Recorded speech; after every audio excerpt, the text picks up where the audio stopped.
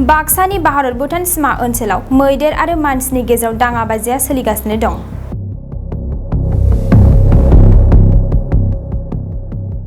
उत्तर कुसियाव मैदेरा न' गय बिफां सिफायनानै सिलिंखार खालामदों।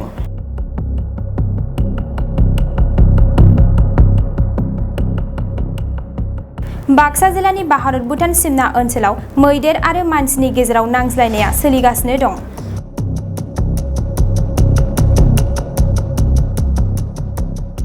थांनाय हराव फिन मैदेरनि फालोआ मानसिनि थाग्रा न'खौ सिफायनानै थेर-बेथेर खालामदों।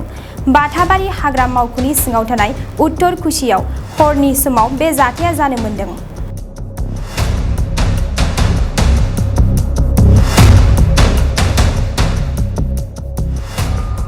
मैदेरनि फालोआ उत्तर कुसिनि बनजिता स्वर्गियारिनि गलाखौ सिफायना गालाङो।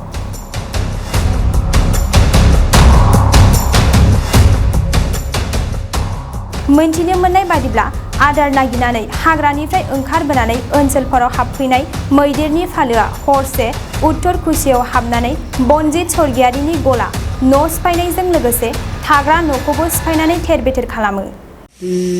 দুটা আছিল নাকি ইয়াতে হাতটো দুটা হাতী আছিল, এটা এইটো চাইডে দি গ'ল, এটা সেইটো চাইডে দি গ'ল। ইয়াতে চকত মোটামুটি দক্ষিণ চাইডৰ পৰা আহিল হাতীটো। দক্ষিণ চাইডৰ পৰা আহি ইয়াতে দোকানো ভাঙিল, এটা গেলামাল দোকান ভাঙিল। গেলামাল দোকানত একো পোৱা নাই নেকি, এনেকৈ আহি আৰু ইয়াতে তামোল মোটামুটি 15-20 ডাল ভাঙিল। আৰু এই যোনটো কঠীয়া পাৰি থোৱা আছিল, কঠীয়া চুটি এনেকৈ উত্তৰে গৈছিল, কিন্তু যাব পৰা নাই। উত্তৰে যায় আৰু ইফালে দং সিপাৰতে লাইন শ্বৰ্ট আছে আৰু ঘূৰি আহি দক্ষিণ চাইডেদি এনেকৈ ঘূৰি গ'ল। গতিকে কয় কি হয়, কিমান কিবা ক্ষতিপূৰণ দিয়ে নেকি বুলি এটা আশা। আৰু হেৰি ডিপাৰ্টমেণ্টে অলপ সুৰক্ষা হাতীৰ কাৰণে সুৰক্ষাৰ কাৰণে অলপ হেৰি কৰক বুলি ময়ো অনুৰোধ কৰিলোঁ। আৰু আহিয়ে থাকে আৰু বাৰিষা কাল আহিল মানে আহিয়ে থাকে। কি নাম আপনার? মোৰ ৰাম বাহাদুৰ ভূঞান। এইখন কি গাঁও? उत्तर कुसि। नोंथाङा सरखारि साख्रि नागिरदोंना? नोंथांनि थाखाय मोनसे गोजोनथाव खौरां।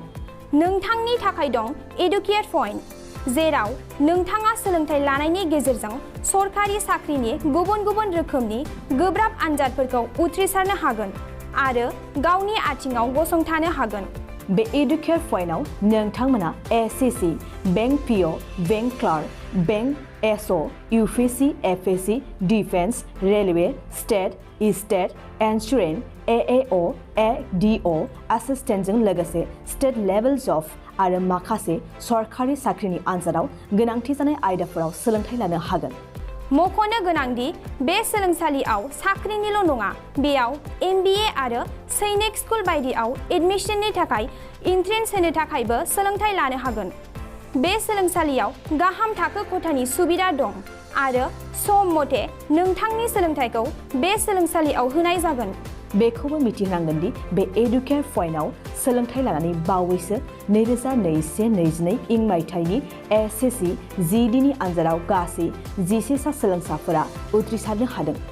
बारा नङा, गासै 15,000 रांजोंनो नोंथाङा बे सोलोंसालियाव 6 दानसिम सोलोंथाइखौ लानो हागोन।